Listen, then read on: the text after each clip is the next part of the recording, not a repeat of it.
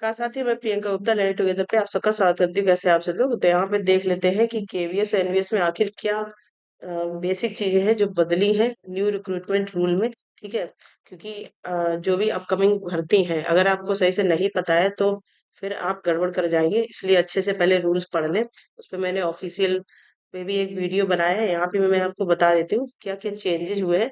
सबसे पहले था कि पीजीटी कंप्यूटर साइंस में पहले बीएड अनिवार्य नहीं हुआ करता था। ठीक है, मतलब अगर आपके पास बीएड की डिग्री नहीं है तब भी आप पीजीटी कंप्यूटर साइंस के लिए अप्लाई कर सकते थे, लेकिन अब बीएड अनिवार्य कर दिया गया है। ये एक चेंज हुआ है यहाँ पे।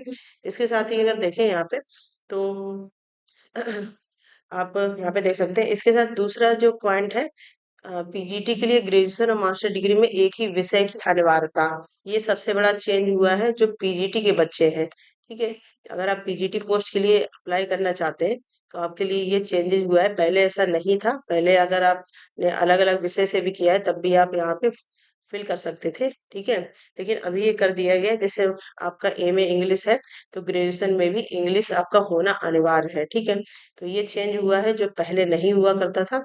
ठीक है, इसके साथ ही अगर तीसरे रूल की बात करें तो पहले क्या था कि जो नॉन टीचिंग सब्जेक्ट है उनमें बीएड पहले अनिवार्य नहीं रहता था, लेकिन अब कुछ नॉन टीचिंग की पोस्ट है जिनमें बीएड को इन्होंने अनिवार्य कर दिया है। ठीक है, तो यहाँ पे आप देख सकते हैं कि बीएड अनिवार्य कर दिए गए नॉन टीचिंग पोस्ट के लिए भी। ठीक है, तो ये बड़ी चेंजेस हुई है इसमें।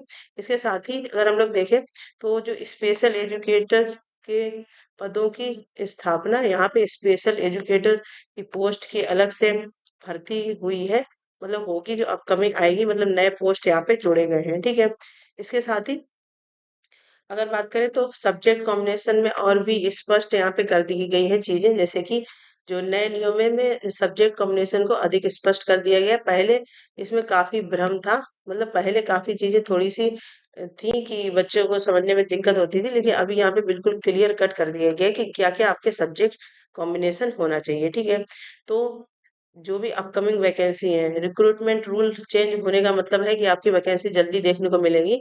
अपकमिंग जो भी वैकेंसी है यहाँ पे, तो आपके लिए मेन इम्पोर्टेंट चीजें हैं कि सबसे पहले तो एलिजिबिलिटी क्राइटेरिया चेक कर लें। उसके बाद सभी अभ्यर्थी अपनी पात्रता को अच्छी तरह जांच लें। उसके बाद उस हिसाब से तैयारी करना स्टार्ट करें। ठीक है, और ये सारी चीजें हुई हैं जिससे कि और भी अच्छे से यहाँ पे जो भी रिक्रूटमेंट क्राइटेरिया है या फिर रिक्रूटमेंट प्रोसेस रहता है उसको बहुत अच्छे से करने की कोशिश की गई है। ठीक है, तो ये अच्छी चीज हुई है।